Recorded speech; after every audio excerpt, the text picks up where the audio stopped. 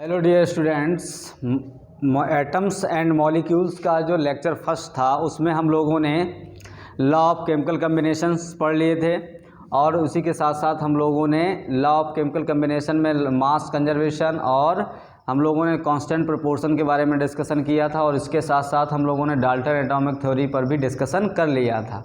अब हम लोग जो ये सेकंड लेक्चर है एटम्स एंड मॉलिक्यूल्स पे, इस पे हम लोग डिस्कस करने जा रहे हैं एटम के बारे में और एटॉमिक नंबर के बारे में, मॉलिक्यूल और मॉलिक्यूलर वेट के बारे में और इनके सिंबल्स के बारे में इसमें डिस्कशन करेंगे। तो हम लोग देखते हैं इसमें एटम्स, व्हाट इज एटम, जो इसमें सबसे पहला टॉपिक होगा व्हाट इज एटम। एटम्स क्या है एक्चुअल में, जैसे हम लोगों ने डाल्टन एटॉमिक थ्योरी में डिस्कस किया था कि एटम जो होता है किसी मटेरियल का स्मॉलेस्ट टिनी पार्टिकल्स होता है, बल्कि तब तो ये डिवाइड नहीं किया जा सकता था, लेकिन अब ये डिविजिबल है। तो what is atoms, what is atoms में हम लोग क्या कहेंगे, ये ऐसा एक मॉलिक्यूल्स है, तो यहाँ पर ये कहेंगे स्मॉलेस्ट पार्टिकल या smaller particle particles of the matter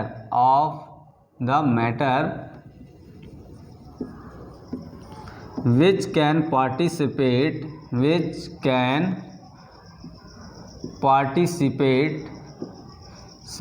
in chemical reactions,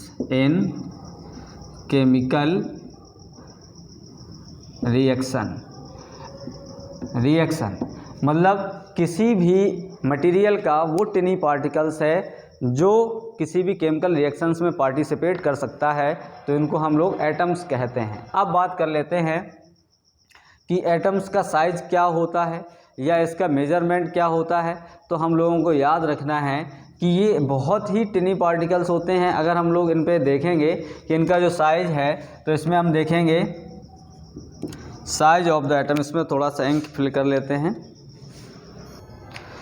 तो अब हम लोग देख लेते हैं size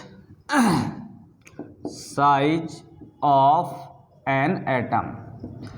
size of an atoms में हम ये कह सकते हैं कि साइज ऑफ जो एटम्स होता है उसको हम लोग मेजर करने के लिए तो एटॉमिक रेडियस को मेजर करते हैं। तो एटॉमिक रेडियस जो होती है वो नैनोमीटर में मेजर की जाती है। नैनोमीटर्स आप समझ सकते हैं कि बहुत ही स्मॉलेस्ट यूनिट है। तो यहाँ पर लिखेंगे radius of atom are measured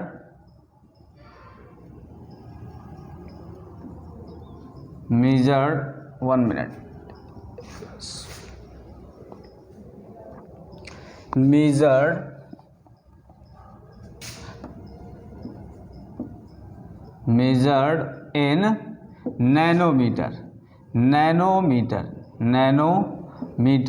nanometres में अगर हम लोग देखेंगे तो नैनोमीटर्स में अगर हम लोग देखें तो नैनोमीटर्स बहुत ही स्मॉलेस्ट यूनिट है। तो 1 मीटर इक्वल टू हम लोग लिख सकते हैं 10 to the power 9 nanometer, 10 to the power 9 nanometer. इसका मतलब ये है कि 1 नैनोमीटर में अगर हम देखेंगे, 1 नैनोमीटर को अगर मीटर में कन्वर्ट करना है तो इसको हम देख लेंगे 1 नैनोमीटर इक्वल टू हम देखेंगे 1 nanometer equal to 10 to the power -9 meter में लिखा जाएगा। तो ये देख सकते हैं कि यहाँ पर कितना ही जो पार्टिकल्स होता है कितना ही टिनी होता है, कितना ही स्मॉलेस्ट होता है। जैसे हम कुछ यहाँ पर और एग्जांपल देख रहे हैं, तो हाइड्रोजन में अगर देखा जाएगा रेडियस ऑफ हाइड्रोजन जो होता है वो हाइड्रोजन की जो रेडियस होती है वो 10 टू द पावर -10 मीटर, इतना ही स्मॉलेस्ट यूनिट होती है ये। ऐसे ही रेडियस ऑफ अगर हम वाटर मॉलिक्यूल देखेंगे, वाटर मॉलिक्यूल्स में देखेंगे तो 10 टू द पावर -9 मीटर होता है। तो यहाँ पर इनके जो रेडियस हैं इनसे आप समझ सकते हैं कि जो एटम्स हैं वो कितने ही छोटे होते हैं। तो अब हम लोग देखते हैं कि इनको हम नेकेड आई से हम लोगों को दिखाई भी नहीं देते। जैसे हम लोगों को एयर में ऑक्सीजन है, हाइड्रोजन के या हाइड्रोजन गैस को हम लोग उनके एटम्स नेकेड आई से नहीं देख सकते हैं, या एनवायरनमेंट में पाई जाने वाली नाइट्रोजन है, ऑक्सीजन है, इन सबको हम लोग नेकेड आई से हमें नहीं दिखाई देते हैं। तो एक्चुअल में हम इन एटम्स को सिम्बलाइज कर लेते हैं। तो जो साइंटिस्ट ने इसमें कई ऐसे एलिमेंट्स हैं जिनको इन्होंने सिंबल दे दिए हैं। तो हम लोग देख लेते हैं कि एटम्स को सिंबल प्रोवाइड किए गए हैं। जो एलिमेंट्स हैं, एलिमेंट्स कोई भी एलिमेंट्स हो वो एटम से मिलकर बना होगा, तो उन एटम्स को इन्होंने सिंबल दे दिए हैं। तो अब हम लोग बात करेंगे कुछ सिंबल पे।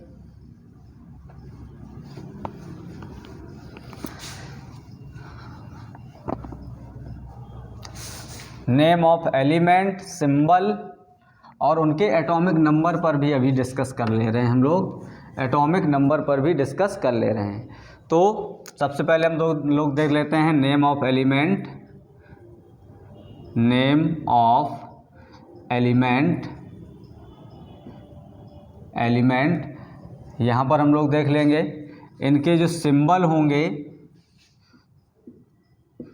सिंबल जो होंगे उनको हम ऐसे रिप्रेजेंट कर लेंगे, यहाँ पर लिख लेंगे। और इनके जो एटॉमिक नंबर होंगे, एटॉमिक नंबर जैसे हम लोग देख लेते हैं हाइड्रोजन फर्स्ट से।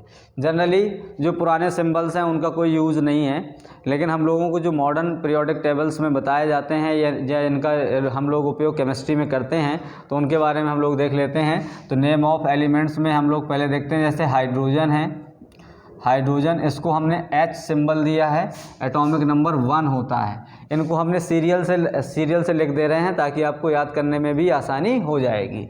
हाइड्रोजन के बाद आ जाता है हीलियम, इसका सिंबल है He, और इसके बाद इनको नाम जो एटॉमिक नंबर है वो 2 है। जो थर्ड होगा लिथियम, लिथियम को Li, यहाँ पर जो सिंबल दिया गया है वो Li है, यहाँ पर जो एटॉमिक नंबर 3 है। बेरिलियम को Be से रिप्रेजेंट करते हैं, और इसका जो होता है 4 होता है। फोर्थ होता है बोरॉन, बोरॉन का जो होता है B होता है सिंबल, और यहाँ पर हम लोग देख लेते हैं कि यहाँ पर 5 होता है। कार्बन जो होता है वो यहाँ पर हम लोग देख लेते हैं कि यहाँ पर कार्बन का C है और यहाँ पर 6 है। नाइट्रोजन तो नाइट्रोजन में N सिंबल दिया गया है और इनका एटॉमिक नंबर होता है 7। ऐसे ही ऑक्सीजन है, ऑक्सीजन में हम लोग देखते हैं कि O से रिप्रेजेंट किया जाता है, नंबर होता है इसका एटॉमिक नंबर 8। ऐसे ही हम लोगों को ऐसे कई सिंबल्स दिए जाते हैं। जैसे हम लोग और भी सिंबल्स ऐसे देख लेते हैं, इनको नोट कर लें, फिर हम लोग और भी सिंबल्स ऐसे देख लेंगे। तो हम लोगों ने 8 तक देख लिया है, फिर इसके बाद हम लोग देख लेंगे इसी में 9 में जो होगा फ्लोरीन होगा। 9 में हम लोगों को मिलेगा फ्लोरीन, 9 में फ्लोरीन मिलेगा। फ्लोरीन को हम F से रिप्रेजेंट करते हैं। और नियॉन जो होगा वो Ne से रिप्रेजेंट किया जाता है। सोडियम जो होता है, सोडियम को Na से रिप्रेजेंट करते हैं। मैग्नीशियम को Mg से रिप्रेजेंट किया जाता है। एल्युमिनियम जो होता है, एल्युमिनियम जो होता है Al से रिप्रेजेंट किया जाता है, Al से। जो इनके सिंबल हैं यही Al, जैसे स्मॉल कैपिटल जो भी है, जैसे वो इनको एज इट इज़ रखा जाता है। एल्युमिनियम के बाद आ जाता है सिलिकॉन, सिलिकॉन जो होता है वो Si। फिर इसके बाद आ जाता है फॉस्फोरस, फॉस्फोरस को P लिखते हैं, फास्फोरस को। तो यहाँ पर फ्लोरीन का 9, नियॉन का 10, सोडियम का 11, मैग्नीशियम का 12 और एल्युमिनियम का 13, सिलिकॉन का होता है 14 और फास्फोरस का होता है 15। तो इस टाइप से हम लोग किसी भी एलिमेंट्स के जो एटम्स होते हैं उनको सिम्बलाइज कर लेते हैं और उनके एटॉमिक नंबर्स ऐसे निकाल लेते हैं। अब आ जाते हैं एटॉमिक वेट। तो उसमें एटॉमिक वेट होता क्या है, किसी भी एटम्स में प्रेजेंट न्यूक्लियस में प्रोटॉन और न्यूट्रॉन के नंबर्स का जो ऐड होता है या सम होता है उसको हम उसके एटॉमिक वेट कहते हैं। तो एटॉमिक वेट क्या है, एटॉमिक वेट जो होता है, एटॉमिक वेट जो होता है, एटॉमिक वेट क्या है, number of proton and neutrons, number of proton या न्यूट्रॉन्स कह सकते हैं, नंबर ऑफ प्रोटॉन्स का जो सम है उसको हम लोग बोल देते हैं कि ये एटॉमिक वेट है। सम इम्पॉर्टेंट एटॉमिक वेट्स, हम कुछ एटॉमिक वेट्स देख लेते हैं। जैसे एलिमेंट हैं, एलिमेंट और इनके एटॉमिक वेट हम लिख दे रहे हैं। एटॉमिक वेट है। तो एटॉमिक वेट क्या है, देखो जैसे हम लोग एलिमेंट्स में हम लोग देख लेते हैं। जैसे हमने कहा कार्बन, कार्बन का होता है 12, हम यहाँ पर नाम ही लिख दे रहे हैं कार्बन 12। अब ऐसे ही जो नाइट्रोजन है, नाइट्रोजन का होता है 14। ऐसे ऑक्सीजन, ऑक्सीजन का जो होता है वो होता है 16। ऐसे ही अगर हम लोग हाइड्रोजन का देखेंगे तो हाइड्रोजन में एक्चुअल के हाइड्रोजन में जो कॉमन हाइड्रोजन होता है, वैसे इसके 3 आइसोटोप्स पाए जाते हैं। तो 3 आइसोटोप्स में जो सबसे ज़्यादा पाया जाता है वो प्रोटियम है। नॉर्मल हाइड्रोजन जो होता है उसका एटॉमिक वेट भी 1 होता है, एटॉमिक नंबर भी 1 होता है, ये चीज़ याद रखना है। ऐसे ऑक्सीजन, नाइट्रोजन और कार्बन, ऐसे हम लोगों ने कुछ। अब इसमें सोडियम का और देख लेते हैं। सोडियम, सोडियम, सोडियम का होता है 23, एटॉमिक वेट है ये, जबकि एटॉमिक नंबर्स अलग है। तो ये आपको कुछ एटॉमिक नंबर्स याद होने चाहिए। अब हम लोग आ जाते हैं, जो नेक्स्ट टॉपिक होगा वो हम लोगों का वो हो जाएगा, हम लोग देखेंगे मॉलिक्यूल्स, या अब हम लोग देखते हैं कि मॉलिक्यूल्स देख लें, या इसके पहले हम लोग देख देते हैं कि जो एटम्स होते हैं वो कैसे एग्जिस्ट करते हैं, है ना। तो कैसे एग्जिस्ट करते हैं, जैसे कोई भी गैस मोनो एटॉमिक हो सकती है, डाई एटॉमिक हो सकती है, ट्राई एटॉमिक हो सकती है या पॉली एटॉमिक हो सकती है। तो इसको नोट कर लेंगे, फिर हम लोग डिस्कस करते हैं। अब हम लोग देख लेते हैं एटम्स के बारे में हम लोगों ने कंप्लीट डिस्कशन कर लिया है। अब हम लोग देखते हैं जो नेक्स्ट टॉपिक होगा वो मॉलिक्यूल्स है। मॉलिक्यूल्स, तो मॉलिक्यूल एक्चुअल में क्या है, हम लोग देखते हैं मॉलिक्यूल्स। मॉलिक्यूल्स, मॉलिक्यूल्स एक्चुअल में कैसे बनते हैं, कॉम्बिनेशन ऑफ 2 और मोर देन 2 एलिमेंट। ये सेम टाइप के भी हो सकते हैं और डिफरेंट टाइप के भी हो सकते हैं। तो एक्चुअल में मॉलिक्यूल क्या है, ग्रुप ऑफ एटम्स होते हैं, ये सेम और डिफरेंट टाइप के भी हो सकते हैं। तो हम लोग देखेंगे मॉलिक्यूल्स क्या है। तो हम लोग देखेंगे, जैसे हम लोग इसमें क्वेश्चन देखें, व्हाट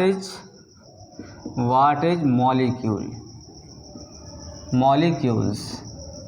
तो हम लोग ये कह सकते हैं जो मॉलिक्यूल्स होते हैं वो ग्रुप ऑफ 2 और more than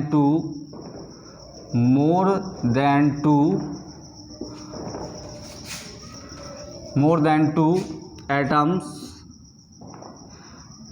that are bonded chemically या केमिकल बॉन्ड। अब ये सेम टाइप के भी हो सकते हैं और डिफरेंट टाइप के भी हो सकते हैं। जैसे हम लोग अगर देखेंगे, अगर सेम टाइप के एटम्स अगर कंबाइंड होते हैं तब भी मॉलिक्यूल बनते हैं, और डिफरेंट टाइप के अगर मॉलिक्यूल्स वो एटम्स कंबाइंड होते हैं तब भी मॉलिक्यूल्स बन जाते हैं। तो हम लोग अब इनके कुछ एग्जांपल्स देख लेते हैं। जैसे इसमें हम लोग देखेंगे, जैसे अमोनिया है, वाटर है, H2SO4 है, सल्फ्यूरिक एसिड, और हम लोग देख लेते हैं कि यहाँ पर HNO3 है, ETC, इतने ढेर सारे हो सकते हैं। तो अमोनिया है, इसके नाम भी लिखते रहें और फार्मूले भी इनके याद कर लें। अमोनिया है, वाटर है, ऐसे ही सल्फ्यूरिक एसिड है और ये नाइट्रिक एसिड है। अब इनसे हम लोगों को ये पता चल गया कि ये सेम टाइप के, ये डिफरेंट टाइप के हैं। सेम टाइप में हम लोग मान लेते हैं, जैसे ओजोन है, नाइट्रोजन है, N2 है, इसके बाद हाइड्रोजन है, H2 है, ऐसे फास्फोरस P4 में पाया जाता है। तो ये सभी मॉलिक्यूल्स हैं। ये ओजोन है, इसका नाम होता है ओजोन, ये नाइट्रोजन, हाइड्रोजन, ये फास्फोरस है। तो ये सेम टाइप के एटम्स हैं, ये सेम टाइप के एटम्स हैं, सेम टाइप एटम इनमें। और जबकि ये क्या है, ये डिफरेंट टाइप के हैं, different types of atom. Actual में हम लोग ये देखते हैं कि मॉलिक्यूल्स ये भी हैं, बस डिफरेंस ये है कि ये सेम टाइप के एटम से मिलकर बने हैं और ये डिफरेंट टाइप के एटम से मिलकर बने हैं।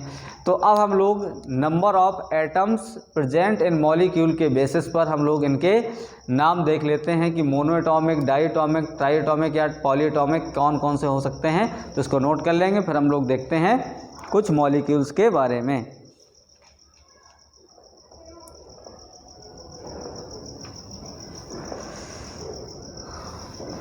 अब हम लोग देख लेते हैं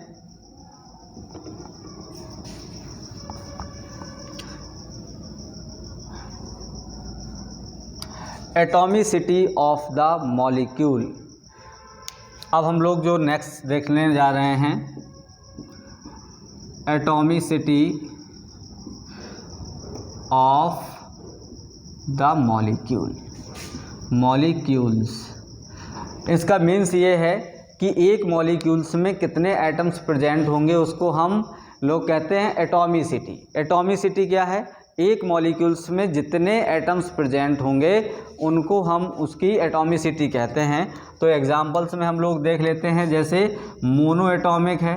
मोनोएटॉमिक का मतलब यहाँ पर ये है कि इनके मॉलिक्यूल्स जो होंगे वो एक एटम से, तो एक एटम से मॉलिक्यूल्स बनने का मतलब क्या है, वो एटम्स के फॉर्म में ही रहेगा। तो जैसे हम लोग इसके कुछ एग्जांपल्स देख लेते हैं, जैसे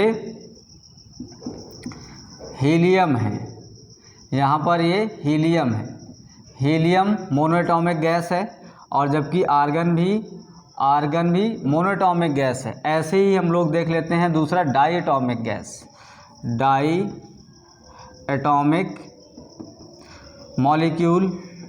मॉलिक्यूल्स। तो इसमें हम लोग डाइएटॉमिक में देख लेते हैं, जैसे ऑक्सीजन है O2, इसका नाम है ऑक्सीजन, और ऐसे ही हाइड्रोजन H2 है, हाइड्रोजन है। ऐसे ही हम लोग इसमें देख लेते हैं नाइट्रोजन है, N2 है, नाइट्रोजन है। तो ऐसे हम लोग देख लेते हैं कि ये डाइएटॉमिक हैं, और भी ऐसे हो सकते हैं। ऐसे हम लोग एक ट्राइएटॉमिक और देख लेते हैं, ट्राइएटॉमिक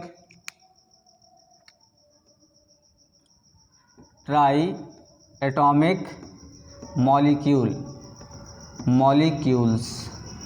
तो इसमें हम लोग देखेंगे ट्राइएटॉमिक में जो फेवरेट एग्जांपल है, सबसे ज़्यादा पूछा जाने वाला है, वो है ओजोन। ओजोन में एक मॉलिक्यूल में ऑक्सीजन के 3 एटम्स प्रेजेंट होते हैं, तो इसको हम लोग बोलते हैं ओजोन। अब हम लोग देख लेते हैं यहाँ पर ट्राइएटॉमिक के बाद टेट्राएटॉमिक जो होते हैं, टेट्राएटॉमिक मॉलिक्यूल्स जो हैं वो उनके एग्जाम्पल में आ जाता है टेट्राएटॉमिक में फास्फोरस P4, इसका नाम होता है फास्फोरस। ऐसे ही हम लोग देख लेते हैं पॉलीएटॉमिक। अब इसके बाद जो लास्ट हो जाएगा वो हो जाएगा पॉलीएटॉमिक हो जाता है। तो पॉलीएटॉमिक में हम लोग देख लेते हैं मॉलिक्यूल्स। पॉलीएटॉमिक मॉलिक्यूल्स में हम लोग देख लेते हैं सल्फ़र एक्चुअल में S8 के फॉर्म में पाया जाता है, या इससे भी ज़्यादा पाया जाते हैं। इनके अलग अलग स्ट्रक्चर होते हैं जो आप हायर क्लासों में देखेंगे। तो ये हम लोगों ने देखा एटॉमिसिटी ऑफ द मॉलिक्यूल, तो इसको नोट कर लेंगे। फिर अब हम लोग देखते हैं इसका जो नेक्स्ट टॉपिक होगा वो एटॉमिक वेट, मॉलिकुलर वेट पे हम लोग डिस्कस करते हैं। तो इसको नोट कर लेंगे, फिर हम डिस्कस करेंगे मॉलिकुलर वेट। तो अब हम लोग डिस्कस करने जा रहे हैं मॉलिकुलर वेट। ये हम लोगों के न्यूमेरिकल के पॉइंट ऑफ व्यू से काफ़ी ज़्यादा इम्पॉर्टेंट टॉपिक है। इसको आप देखें, molecular weight, molecular weight. Molecular weight किसी भी मॉलिक्यूल्स में प्रेजेंट एटम के एटॉमिक वेट का सम होता है। तो sum of atomic weight, atomic weight present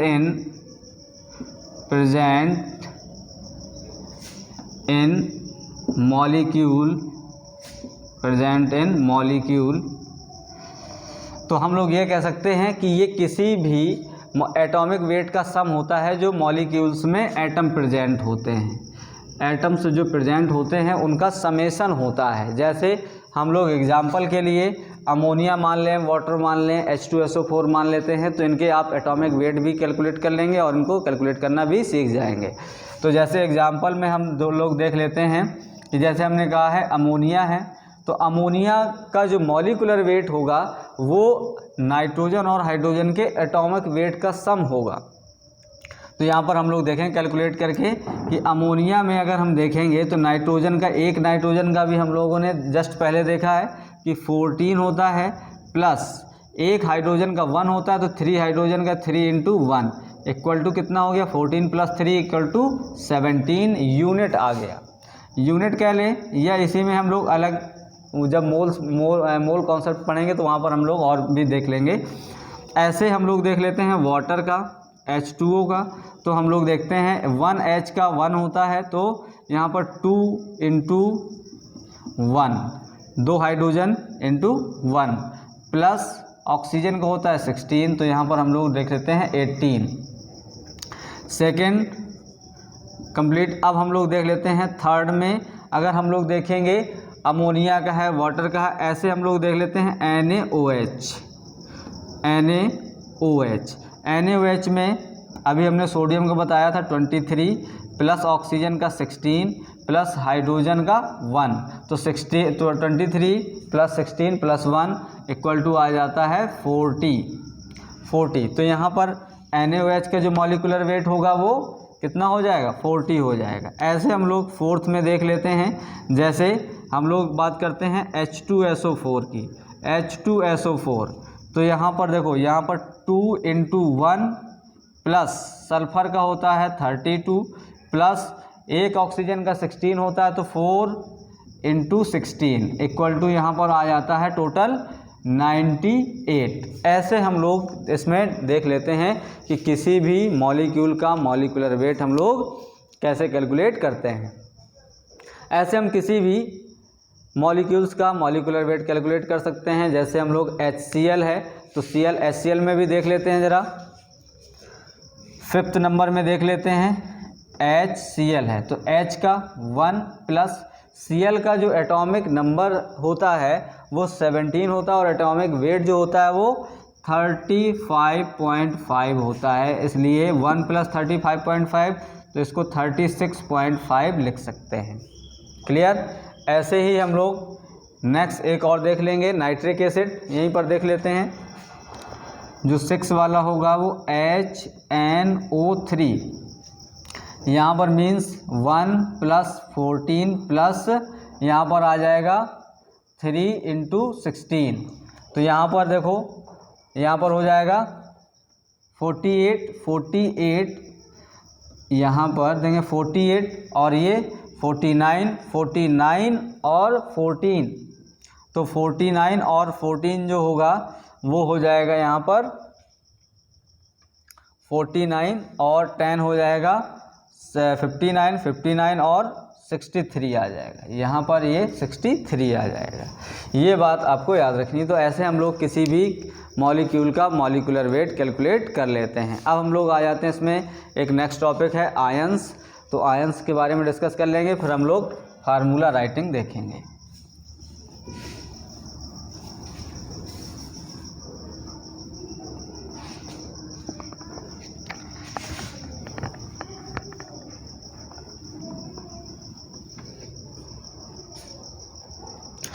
अब हम लोग बात कर लेते हैं आयंस पे।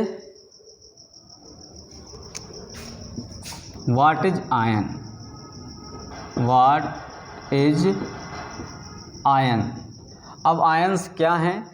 तो आयंस जब भी किसी भी कंपाउंड्स को हम या किसी मॉलिक्यूल्स को हम लोग ब्रेक करते हैं, आयनाइज करते हैं या वाटर में डिजॉल्व कर देते हैं, तो वो अपने आयनों में ब्रेक हो जाता है। या आयनों में ब्रेक होने के बाद, जैसे आयंस हमने कहा है कि NaCl है, NaCl को जब भी हम वाटर में डिजॉल्व करते हैं तो ये 2 पार्ट में ब्रेक हो जाता है, जिसको हम लोग बोलते हैं, एक को कैटायन बोलते हैं, कैटायन जो होता है, और एक दूसरा होता है एनायन।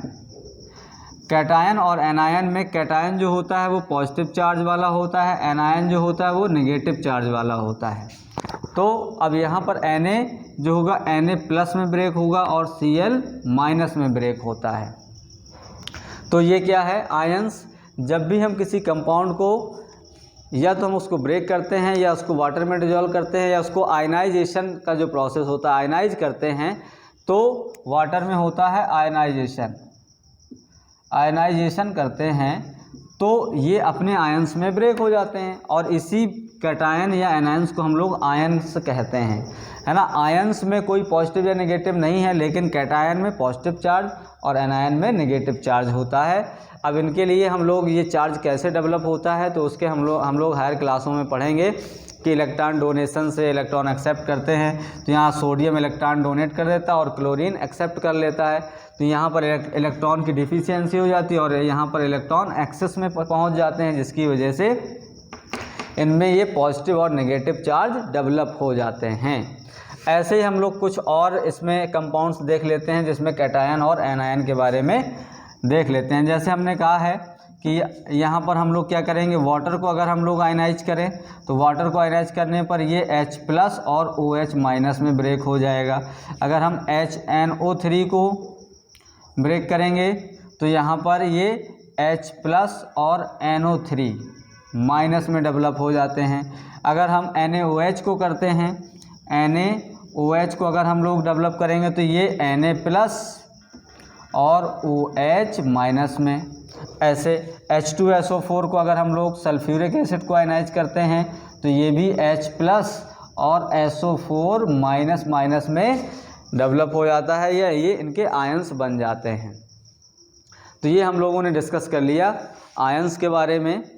तो ये आयंस जो होते हैं ये रिएक्शन में पार्टिसिपेट करते हैं और ये सॉल्यूशंस में एग्जिस्ट करते हैं। वैसे जनरली इनको सॉलिड फॉर्म में इनको बाहर नहीं लाया जा सकता है, क्योंकि ये सॉल्यूशंस में ही एग्जिस्ट करते हैं। तो हम लोगों ने इस वीडियो में एटम्स के जो सिंबल्स हैं, एटॉमिक नंबर्स, और अब इसमें हम लोगों ने मॉलिक्यूलर वेट, आयंस, ये हम लोगों ने सीख लिए। और कुछ हम लोगों ने यहाँ पर जैसे इनके जो नाम हैं ये सब हम लोगों ने डिस्कस कर लिया है। अब हम लोग जो नेक्स्ट वीडियो होगा उसमें फार्मूला राइटिंग और मोल कॉन्सेप्ट के बारे में डिस्कस करेंगे। तो अब हम लोगों ने यहाँ तक ये कंप्लीट कर लिया, तो हम लोग अब मिलते हैं नेक्स्ट वीडियो पे।